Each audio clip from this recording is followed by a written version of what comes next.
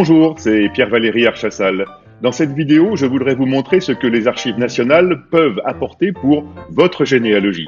Car je suis sûr que vous avez déjà exploré les archives communales, les archives départementales, que ce soit sur place ou bien en ligne, grâce au portail qui présente les archives et les documents numérisés. Mais avez-vous pensé à interroger les fonds des archives nationales? Eh bien, en 7 minutes, je vais vous montrer 7 types de documents qu'on peut retrouver grâce au portail des archives nationales en ligne et ensuite soit voir de manière numérisée, soit aller consulter sur place, et tout cela pour enrichir votre généalogie.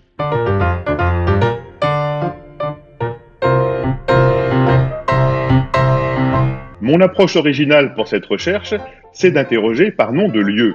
En effet, il y a moins de noms de lieux que de patronymes dans votre généalogie. Alors, pour trouver des informations sur telle ou telle famille ou telle vie dans un village, commencez par saisir le nom d'un lieu où vous avez des ancêtres. Je prends l'exemple avec une paroisse où j'ai beaucoup d'ancêtres qui se trouvent dans le Loiret et qui s'appelle Bromeil. Donc, qu'est-ce que je fais? Dans la barre de recherche de la salle des inventaires virtuels, je saisis Bromeil, B-R-O-M-E-I-2-L-E-S.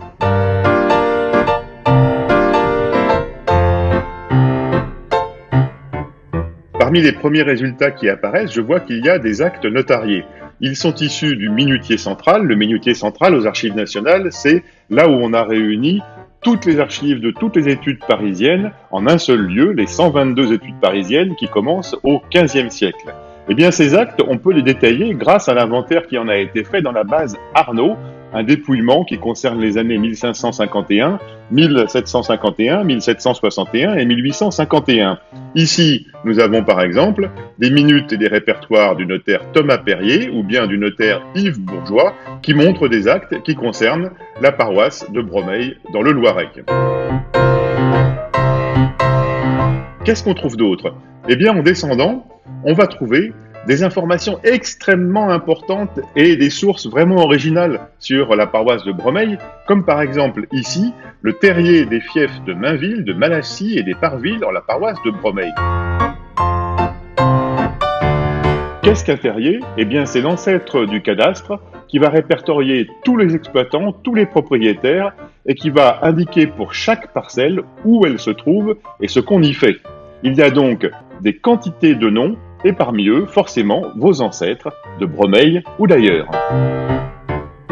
Il y a des documents de toutes les époques aux archives nationales, et en dehors des archives notariées, en dehors des terriers, on trouve aussi des choses qui concernent le XXe siècle, comme par exemple les livres d'or des morts pour la France. Ces livres d'or sont complémentaires aux monuments aux morts, puisqu'ils ont des listes qui sont parfois différentes des noms inscrits sur les monuments aux morts. Et tous les livres d'or sont disponibles aujourd'hui en numérisé aux archives nationales. Il suffit, comme ici, de revenir en haut de la page, de cliquer sur Archives numérisées et de voir pour Bromeil qu'il y a par exemple ici le livre d'or des morts de 14-18. On va pouvoir consulter, feuilleter en relevant tous les noms les uns après les autres, le régiment, le grade, la date et le lieu de décès et puis bien sûr la date et le lieu de naissance de chaque soldat. Allez, je vous montre encore d'autres documents avec une autre paroisse, comme par hasard où j'ai beaucoup d'ancêtres aussi, mais elle est située ailleurs, elle s'appelle Buncey, B-U-N-C-E-Y, elle se trouve dans le nord de la Côte d'Or. Comme tout à l'heure, je saisis son nom dans la barre de recherche de la salle des inventaires virtuels et je clique sur la petite loupe pour obtenir des résultats. Voilà ce que je vais trouver sur cette commune, par exemple ici, de l'histoire locale, avec cette curieuse correspondance générale de la division criminelle du ministère de la Justice, qui remonte à l'époque révolutionnaire, où je trouve une demande des femmes Gilbert, Truffet, Durand, d'être déchargées d'une accusation faussement portée contre elles par le citoyen Truffet, qui était le maire de Buncey, de l'avoir injurié, etc., etc. Donc ce document, ce dossier qui est coté D/4 8742, eh bien je peux le consulter aux archives nationales et il va me raconter une histoire de la commune sur laquelle je fais des recherches et peut-être dans ce dossier, il y aura des noms cités qui seront ceux de mes ancêtres. Je continue à dérouler la liste qui concerne les résultats de Buncey et je vois un autre type de demande, comme par exemple tout ce qui concerne les naturalisations, admission à domicile, réintégration, etc. et les changements de nom.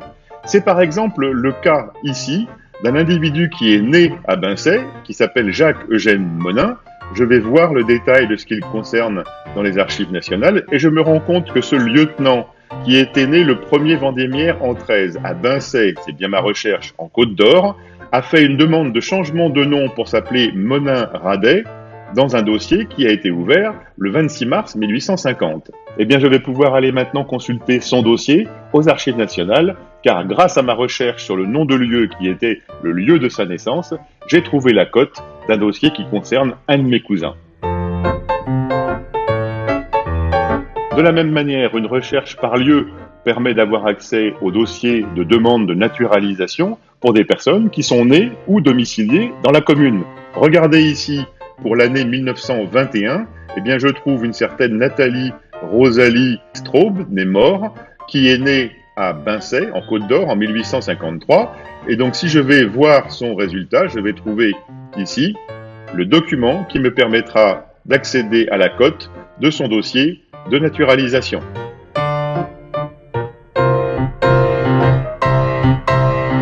Enfin, la 7e typologie d'archives qu'on peut retrouver grâce à une recherche par lieu sur la salle des inventaires virtuels des Archives nationales, ce sont les bases externes, c'est-à-dire qu'il y a des références dans la salle des inventaires virtuels qui renvoient à d'autres bases, comme ici par exemple si je fais la recherche pour Cray-Saint-Sac, village du Lot.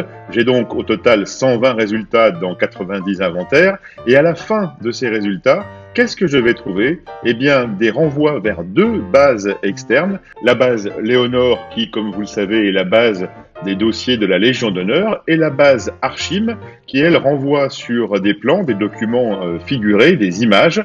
Et par exemple, ici, en cliquant sur « Voir les 9 résultats », je me rends compte que l'atlas de Truden, pour la généralité de Montauban, donc qui concerne bien le secteur de la recherche que j'ai faite sur Cray-Saint-Sac, montre des planches de l'atlas avec le village de Cray-Saint-Sac qui apparaît. Voilà, on a fait un tour rapide en 7 minutes de ce que les archives nationales peuvent vous apporter pour votre généalogie grâce à une recherche par lieu dans la salle des inventaires virtuels.